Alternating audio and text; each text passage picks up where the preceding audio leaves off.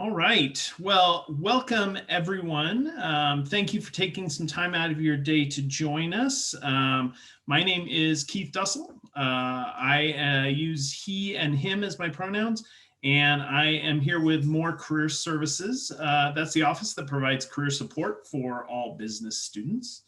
To learn more about all the ways that you can actually get help as business students with your career journey, you should check out our website. It's business.uoregon.edu/career.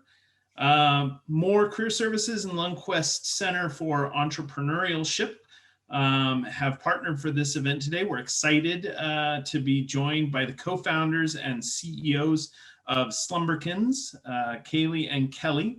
They'll be introducing themselves shortly.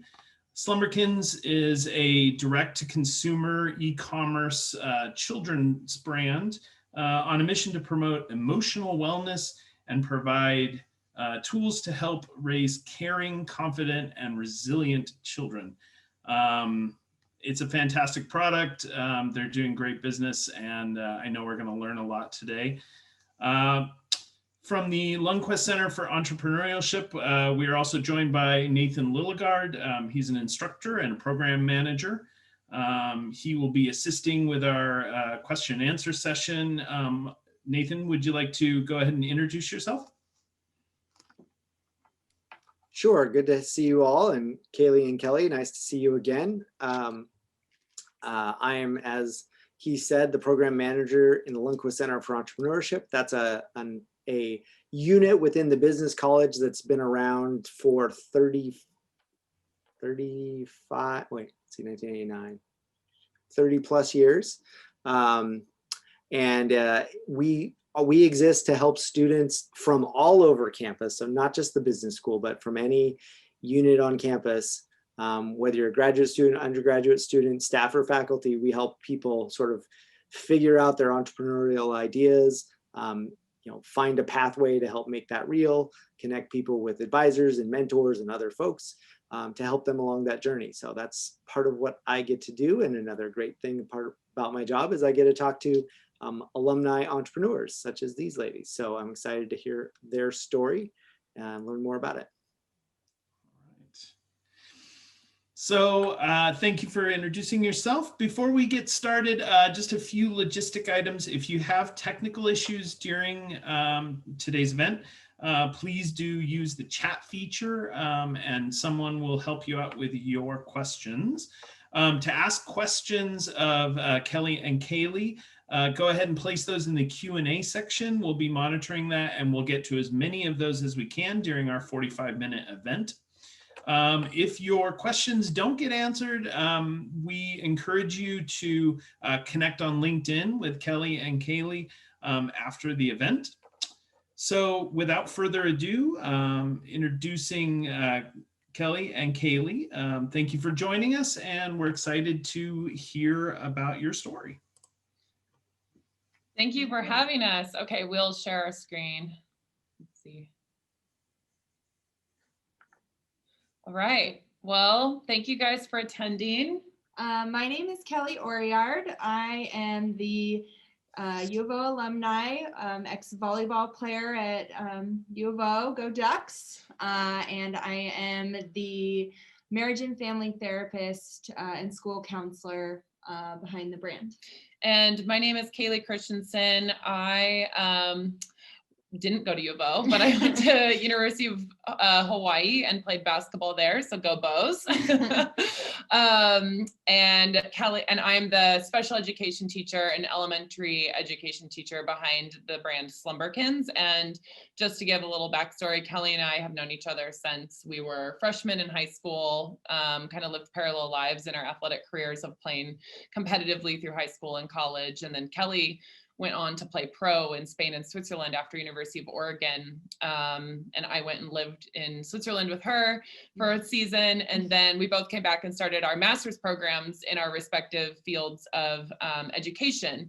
And all of that is to say that I think as we tell the story of what we've built, I think our athletic careers and backgrounds have played a big role in how we function as entrepreneurs, as well as the fact that for a long time we said we were accidental entrepreneurs entrepreneurs because we always thought we were going to retire as educators. So I think our story is pretty unique out there in the world of how to build a business. So we're excited to share it.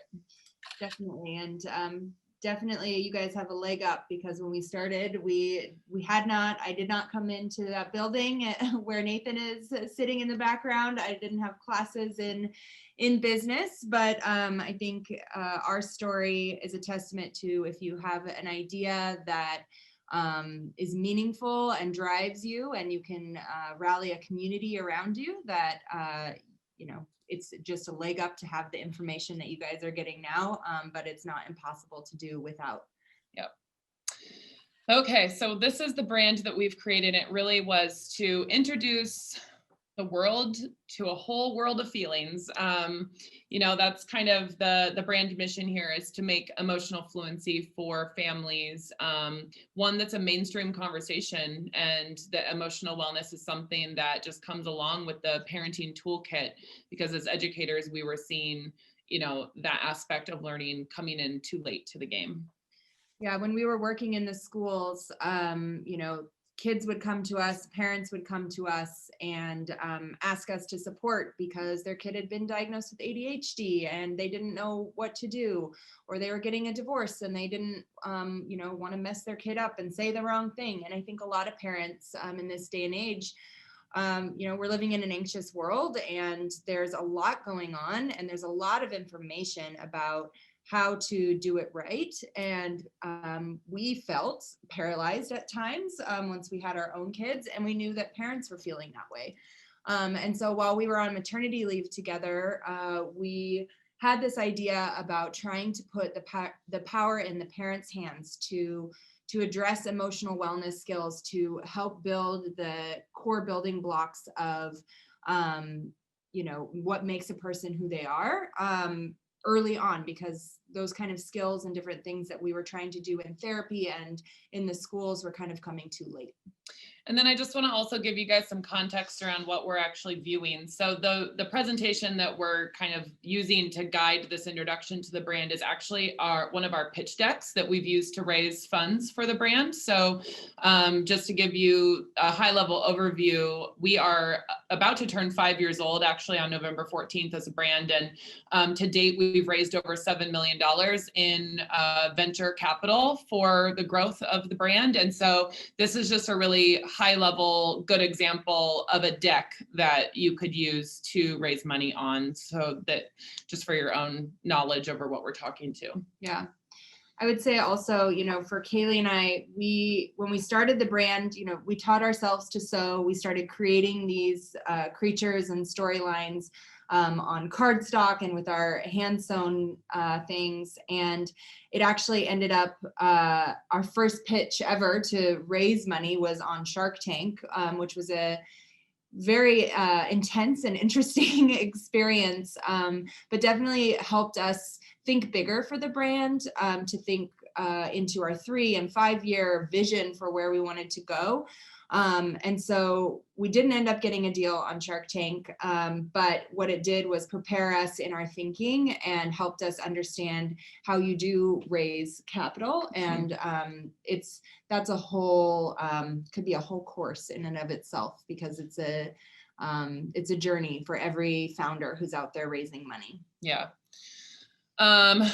This is us. As a brand, we position ourselves as very approachable. I mean, I think we are pretty approachable, but very authentic. We are, founder market fit. Like, we are 2 moms living the life of 2 working moms that need our own products for our own daily lives. And so it just comes with that authentic message mixed with our expertise. I'd say also on this one, we added a name here, the name on this screen, Sean Dennis.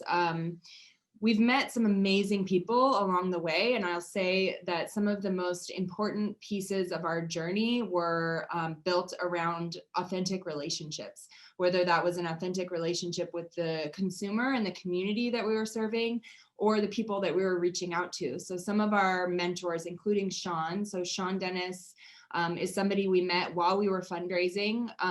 We had gotten introduced to her. She was the ex-CMO at American Girl Doll. executive vice president at DreamWorks. She was the CMO at the NFL for a while. So definitely a really impressive resume, big thinker, great marketer. And when we met her, you know, she was so inspired by the story, the mission, how far we had come just on our own and bootstrapping the brand, that she got involved. And so I think out there's a lot of misconceptions about when you're starting up, that you have to raise money right away and get funded, or you have to give up equity in your company to get amazing people around to support you. And none of that is, it can be true, but it doesn't have to be true. So we've found through authentic relationships with people who are really aligned with our brand that we haven't had to do things like that. Yeah, I think going into this slide, I think we can talk a little bit, we can stay on this for a little bit and talk about kind of the process of even how we got started, because Kelly mentioned that we had this idea when we were on a maternity leave, but you know, as two educators that didn't take any business courses, you know, the thought of, okay, we have an idea now, what do we do? And it started out with Kelly and I, we were on unpaid maternity leave. So we were broke, we couldn't spend money. So we actually borrowed $200 from Kelly's mom. And we taught ourselves to sew, and we sewed our first versions of what you see here of Bigfoot. And we made Bigfoot and Sloth and Yeti in that way. It looked pretty similar to that actually. And then we just published our stories on cardstock and started selling at local craft fairs around the Pacific Northwest. And we were still working as we were on maternity leave at this time, but we were working part-time in the schools for the first 18 months of the business. And so any revenue that we made from craft fairs, or eventually put them on Etsy and drove traffic through organic social media efforts to Etsy. But anything we made for those first close to a year and a half, we reinvested into the business, and we relied on our part-time educator salaries to really, you know, be able to grow the business. And so it's just, I think it's funny because we never really had like a business plan in place, but what we had was traction and customer feedback. And I think a lot of the times when we get into our own like networking circles of entrepreneurs in the Portland area or whatnot, you know, a lot of times someone will have a really great idea and they'll kind of overthink that idea to death and want to like have the perfect plan in place before going to execute. And I think we're perfect examples of just being okay with good enough and good enough to get feedback and then learn and pivot as you go. Yeah, definitely. And I think what started as one product of us sewing and our big dream about really wanting to change the way that we started teaching emotional wellness skills, social emotional learning to kids, had so much potential for expansion. So as you see, you know, the future of Slumberkins is really about emotional wellness for the family. We're diving into digital therapeutic content, showing up for parents and kids, whether it be through entertainment. We're in a co-production with the Jim Henson Company to make a preschool television series based on our characters, which again is another serendipitous moment through authentic relationships where we met the president of television for the Henson Group. She fell in love with the brand and wanted to make a show. So I think it's, you know, the company has evolved in the way that we have put focus on the mission and what we're trying to do in the world. And that has driven every door that's opened and really pushed the brand forward in such an authentic way. And it's always really, for Kaylee and I, felt like a tidal wave of momentum pushing us forward with the brand. Mm-hmm. Okay, and then this kind of goes back to the most important thing, and we've found this throughout the fundraising process, throughout just even like having a brand that relies on the direct relationship with the consumer. You know, 90% of our sales come through slumberkins.com. We are a direct to consumer e-commerce brand. And so with that, the community and the people that you connect with and the direct communication line with a consumer is becoming more and more important in today's ever-changing and evolving world. You know, when coronavirus hit, we were so grateful that we weren't relying on any sort of retail partners to sell our products and keep us afloat financially, and that we could make some really quick pivots and show up for our customers and our community in the form of more free resources. That therapeutic content that Kelly referenced earlier was another form of like good enough, and that was all shot on cell phone footage and put out there in high response time to coronavirus and people needing resources. And in turn, that earned us 400 million media impressions, because that all of a sudden editors of publications were looking for places to send readers to for resources. And I think, you know, having a place for us, it's been Facebook. I think it all depends on who your target audience is and where your consumers find connection online. But we know that most moms find connection and community on Facebook.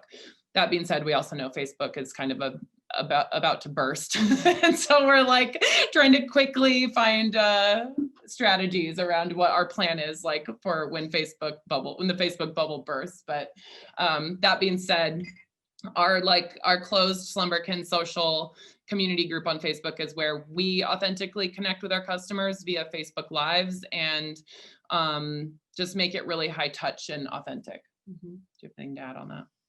No, I think just to that point, like even the comment that you made about like, we know this is where our customer base is, but we're never static in anything that we're doing. As our team has grown, Callie and I as co-CEOs and the founders of the company are always thinking ahead, always wondering what's next, what's going to happen in the next 2, 3, 4 years, and how are we preparing for that now? You know, at the moment we reach a goal, we're already thinking about and on to the next thing. And so I really think there's a certain personality type and person that like thrives in that kind of environment. And that's for sure all of the founders and entrepreneurs that we know are just like love that kind of life. Because if you're going to be a founder and an entrepreneur, that's the life you're signing up for. Definitely have some extra gray hairs from the intensity of always staying ahead of the game. Mm-hmm. So the engaged community, I mean, this slide just speaks to how important a community is, especially when fundraising for us as a brand. Like, this is what investors will drool over, is the fact that you have traction in a group that you can organically communicate with, and that you have proven are repeat customers and followers of a brand. And so for us, this is our biggest asset. We're constantly, it's kind of in marketing speak, the bottom of the funnel, that we know that once members join that group, we don't even have to try to sell the product anymore. The community speaks for itself, and the traction is there already.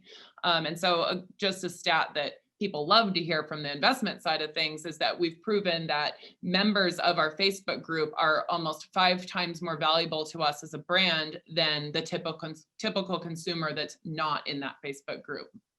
I think going through these two, this is really just explaining at a high level where we see Slumberkins going and sort of the future. You know, we've started in toys, we're breaking into entertainment, social emotional learning, and hopefully breaking out that we're, you know, in children's education across schools and in the home. And I really think that for us, our vision is to become the modern day Sesame Street meets Mr. Rogers, because we're really focused on emotional wellness. So that's a global brand vision. Awesome. And this just shows growth plans in different phases from a very high level. And I think just when we're speaking to investors on this slide, it comes down to them seeing that the bigger vision is to become a global entertainment brand franchise, which is unique in the sense that what we've built has been very much from the ground up, from, you know, teaching ourselves to sew and bootstrapping for a very long time until we raised our first round of funding in 2018. That just shows that we've always had this bigger vision.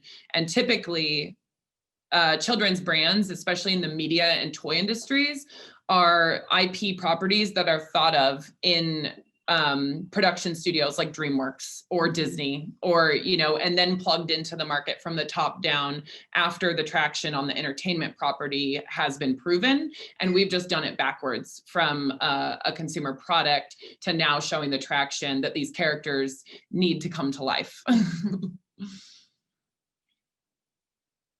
This is just an example of what our product roadmap looks like, and just shows the ability to show like the thinking behind growth and expansion, and like how do you like entice a repeat customer. So if a child loves Bigfoot and the story behind Bigfoot, you know, what's the next like product line evolution within that collection?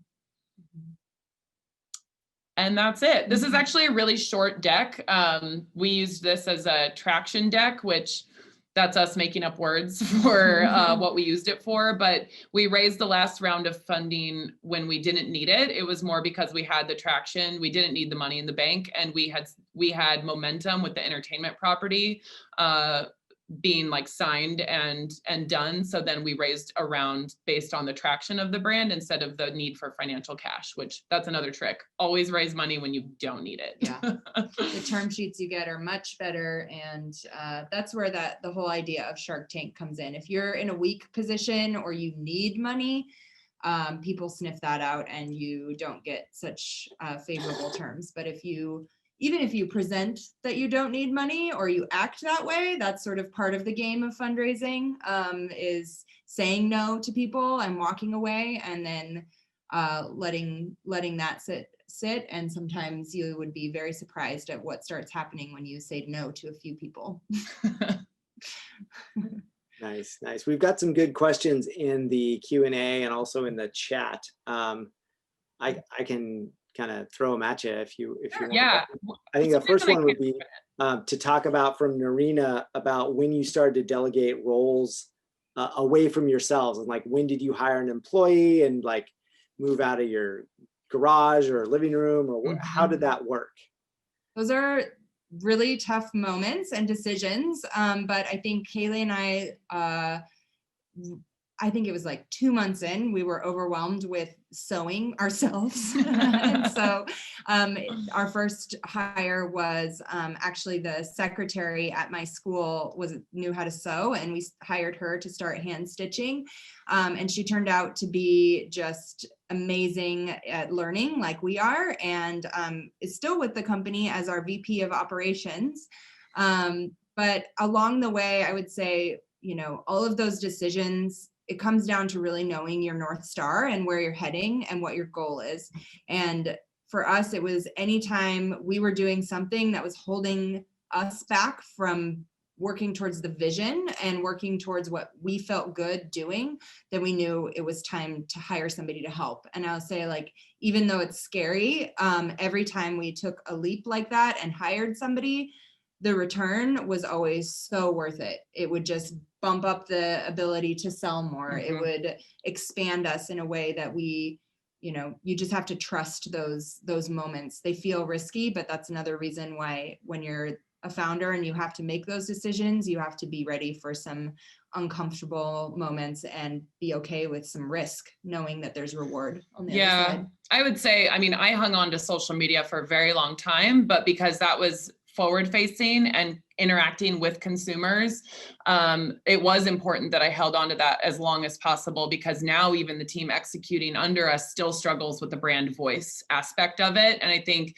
you know, it's unique in the sense that we're coming in as like an educational authority in the space of emotional learning, but we feel very comfortable in that space as that brand voice because we have the master's degrees to back up that voice. And so it is unique in training people within like social media and marketing to come in with that more authoritative voice as an educational brand. And so, yeah, I hung on to that one for as long as possible, but we're working on how that scales.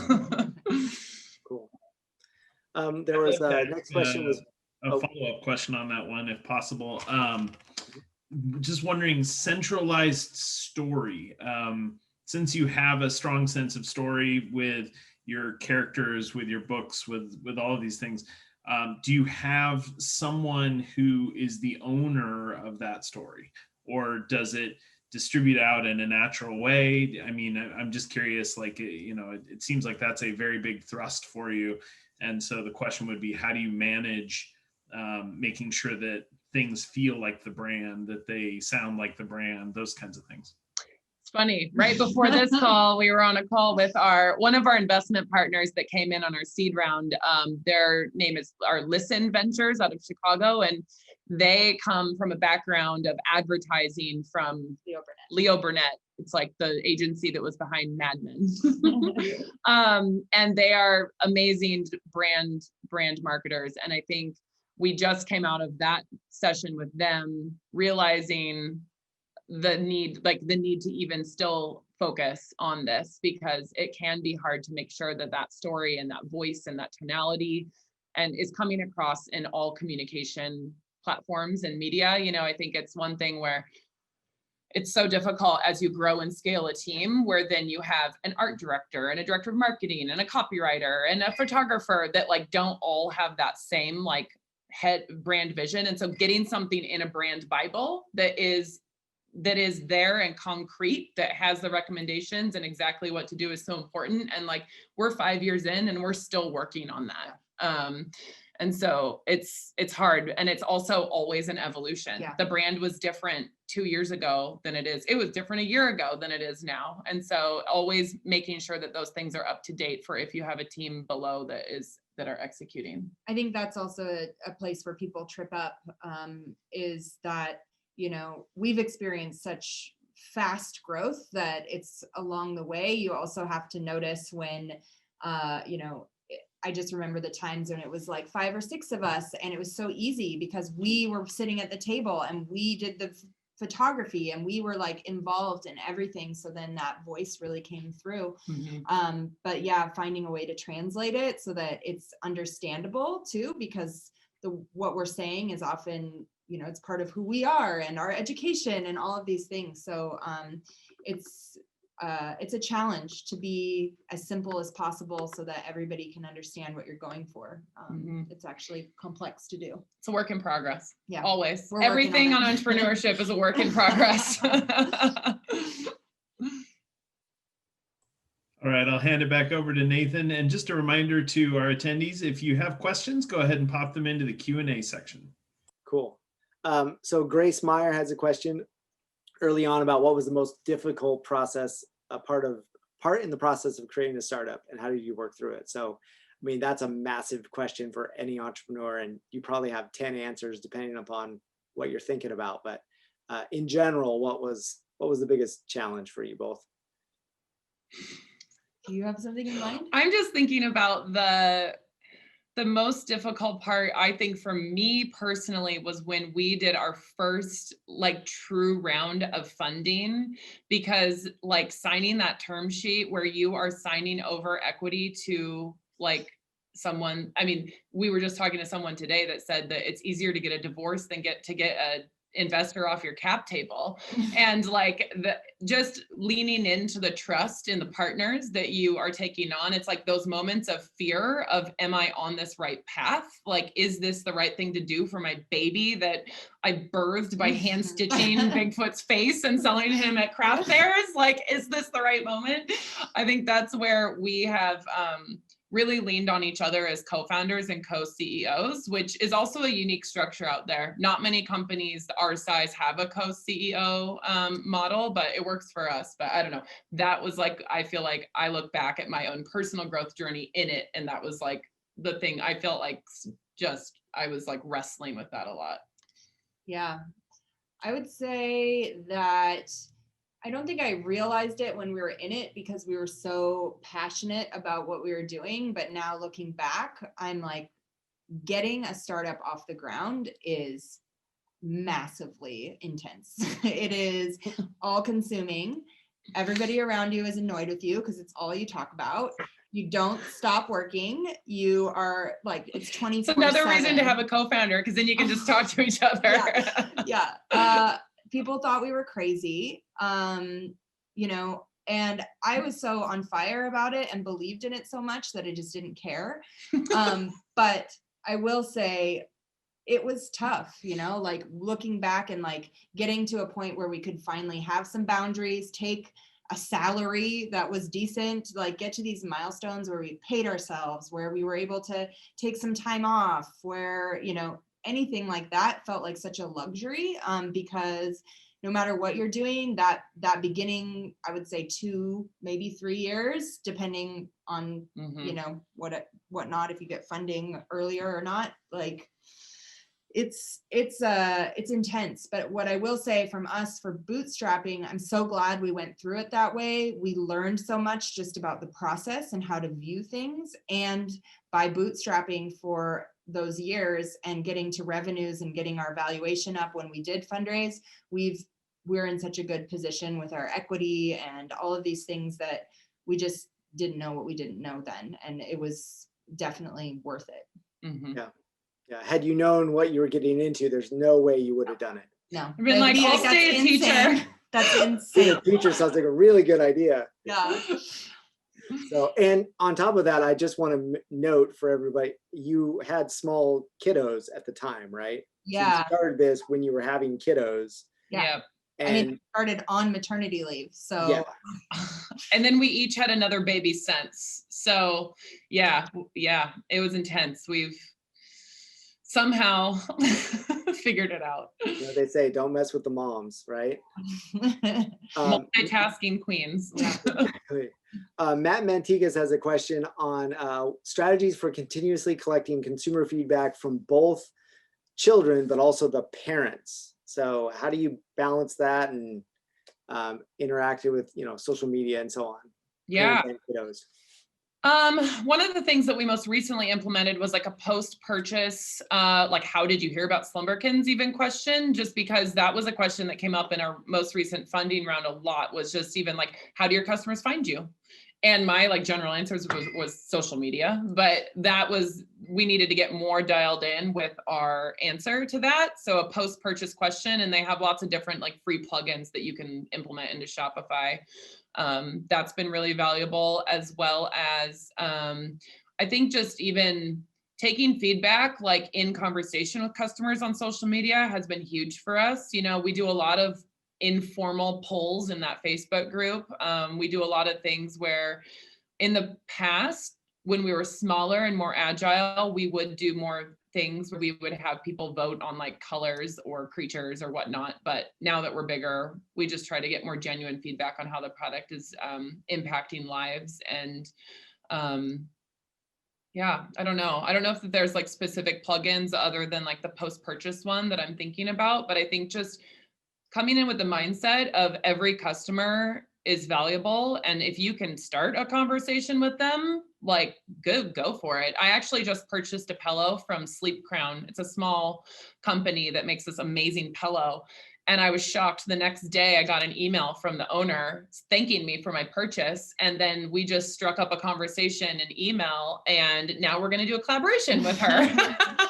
But like, I was just so impressed because she emailed me, and and she, come to find out, she emails all of her customers a very like personalized thank you for your purchase. And that went so far. And so I think anytime you can interact with someone directly, do it. Mm-hmm. Yeah, that's just like the old fashioned, noted the holidays, right? Send your customers a little holiday card, or, a thank you, or it's kind of the old fashioned customer service, but it goes a long way. We used to handwrite notes in all of our orders in the early days. Mm-hmm. That's cool. That's cool. We had a question about keeping track of your inventory, which is probably a really different conversation now than when you were sewing them all yourselves, or you had your first employee who's, I'm guessing, madly sewing in some small room somewhere, making little Bigfoots. Yeah, this has been continues to be a continuous difficult thing. So early days, we were using spreadsheets and early days we were using Post-it notes. Do not recommend that, because all of a sudden you're trying to figure out how many big feet you have and you're like, where's my Post-it? not a great plan. But we did transition into using spreadsheets. Our director of our VP of operations at that time was helping us with inventory. It's a beast. And we now have upgraded to NetSuite. That's like not a great platform But to it's- be in the beginning days though. But I yeah. know we're hitting Yeah. the time. So we upgraded to NetSuite because we wanted something where the truth lived about like finance and inventory. And so we still are like in the gray zone because it takes a year before you can actually get really reliable information. So I would just say It's a pain point. it is. Anyone going into supply chain and inventory, those people are like priceless in startups because it gets very complex and difficult. Yeah. And I would just say, I mean, we scaled inventory we started in Kelly's home office and it was just manual counting, spreadsheet documentation. And then when we moved into an office, I mean, it wasn't until we really worked with a warehouse that then would do like inventory counts that I feel like we really had a handle on numbers. The thing is, everybody's still just people counting them the same way we would have been counting them at my house, but now it's just like massive numbers. So it's like never exactly right. You said something important there though. It's like you had to know that there was a truth, right? Yes. Like this is what we've got. Like we need to know like Yeah. how many little critters are in this warehouse to be shipped out to there, because you don't want to run out and you certainly don't want to, order more when you don't need them. Right. Oh yeah. Oh yeah. No, I mean, you have to have an inventory system of some sort and projections, right? On like how to project, especially if you're ordering from overseas, that adds a whole other layer of like supply chain projections. And like against your growth and your projected growth versus, and yeah, we're 6 months out from when we place an order to when we get it. So then by the time we hit that 6 months, our trend has been that we get there and then we just sell out of everything that we projected was going to be enough. So even now when we're placing orders, when we come down to the decision point of do we think this is going to be enough, this is our strategy. We hope. Let's hope. Gut So, check. Yeah. Totally. We have time for just a couple more questions. I want to looks like a couple that are interesting and sort of direct. First one I'll ask is about Kevin's got a question about patents, and I'm gonna guess you don't have any patents, but you've got other intellectual property. We do. And how'd that work? You have patents? Yeah. Okay, what are your We patents? took our handmade Bigfoot into an IP lawyer's office and said, we want a design patent on this guy. We got it. We got it. Nice. Yeah, no, actually the IP protection was something that was so important for us. And that's something that we invested in early on and didn't pay ourselves because it has become instrumental even in when we went on Shark Tank. And now that we are the creators of the Slumberkins brand, and as the brand, we own the IP that is now being developed into a TV show. It is like instrumental that we had all of our IP protection done and already in place. And the process was just finding an intellectual property lawyer walking in. They know the process and they can help you. And apparently they don't turn you away even if your thing looks like a little craft fair project. So. Well, as long as you pay the bills. Yeah. Right? But and I'm not at all an IP attorney, but one of the key things to do is to think about those things early. Yeah. So you're not because you can't really get a patent on things after you've put it out in the public domain and said, if you're already selling something, you can't really go back and get a patent on the thing you already sold. So you were on it early enough to think about that. So good move on that. Yeah. And then I think maybe the last question would be, how did you balance all of these things? Like, I'm sure you get that question a lot, because you can even ask like any working mother, like, how do you balance work and home life? You like threw another couple of wrenches into the mix there. What helped you get through all that? Well, we both have the same therapist. No, but seriously, I think the balance between, I'll answer, and I'm sure Kelly will chime in as the therapist between us, but I think the balance of having each other has been a big thing. We also, even though we've been best friends. We're more like sisters in this platonic marriage of co-CEO-ship.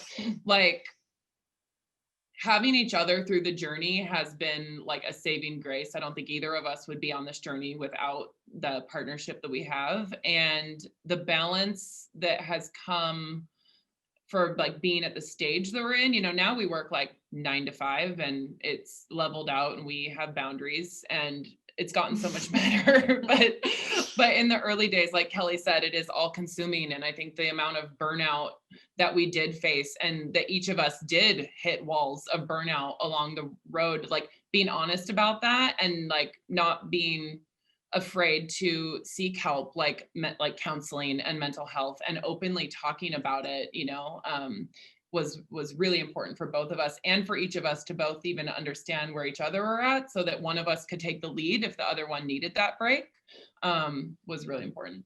Yeah, I agree. And I would say too, just the people that you surround yourself with. I mean, there's always going to be naysayers or people who are like, you're crazy. And then you have your support network of people that, like, even if you are crazy, they're just there and watching you go, and you're, you know, supportive of you. And, you know, I would not be here without my husband, who has like been a huge support for both of us in like supporting, helping with the kids, and, you know, just supporting the dream, you know. And my mom also supported a ton. I think it's been an interesting ride because we had little kids at the same time, and there was a lot going on, like just in even how you feel about yourself when you have this opportunity, and then you have a baby, and then you know, there's a lot happening. But I think for Callie and I, because again, we're a mission-based company, and we felt so inspired about what we're doing, that the choice was always clear for us. And so we were able to support each other through it. I know that, like, for people who maybe are in it for a non like passion reason, or just in it to make money, good luck when you hit those hard times. Like, it is hard. It's hard. It's intense. It's never easy. And you have to be prepared for that. And you have to be willing to go through that. And if you see it as something good that's bringing you life purpose and joy, and that it definitely does for Callie and I, then you're gonna do great at it. Mm-hmm. Mm-hmm.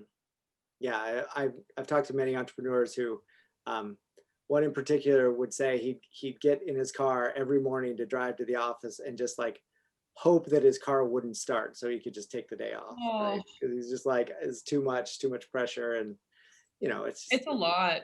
I think another thing that really helped us was finding an entrepreneur like network community where you kind of all are living the same crazy, just to like share, like just laugh about the failures and like laugh about the crazy, because you need that outlet. So for us, that community was Starvups, like STARVE ups.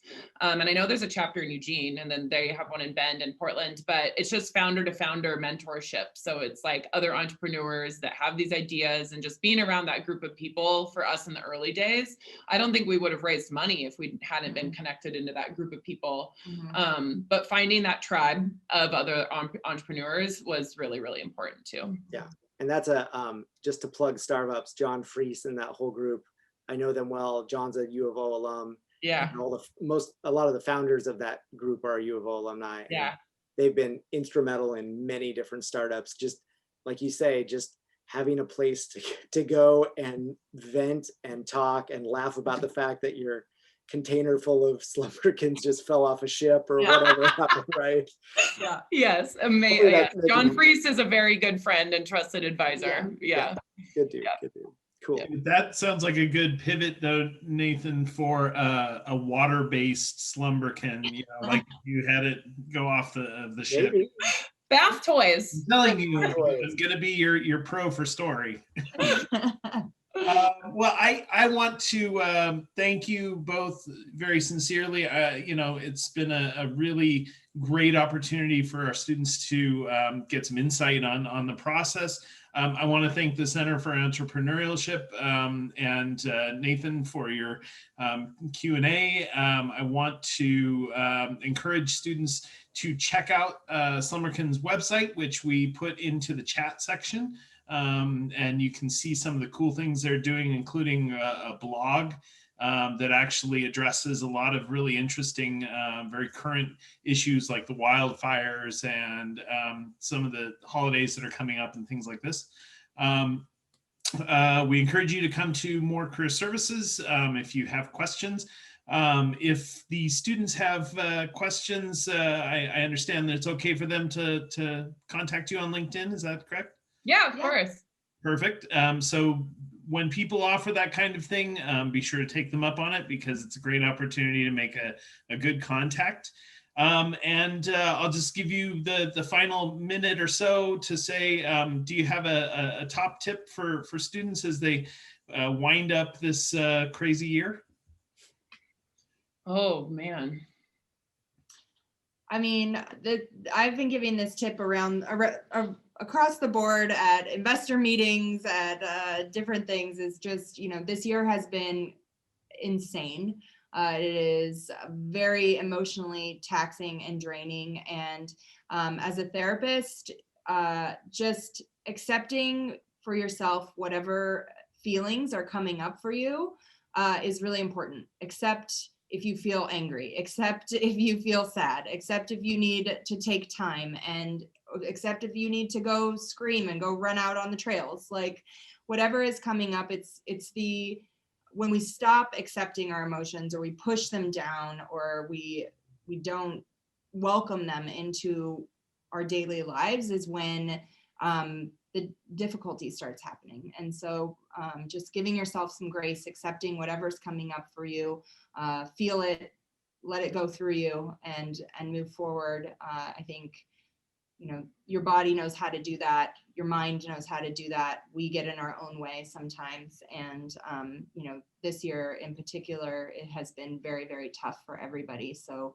hopefully everybody's able to give themselves some grace and know that we've been making it through a really hard time. Mhm. Beautifully said. And I'll be looking for my 12-pack of alpacas coming in the next week. With a personal note, right? I don't I know. don't think That's so. amazing. Now I'm going to start positioning them as that. 12-pack about Yeah. Well, thank you again, and thank you to all of our folks who've been on the call and who've joined us. And we'll have this posted up soon. Thank you, and have a wonderful night. Yeah, Thank thank you, Thank ladies. you. Thanks for having us. Go Ducks.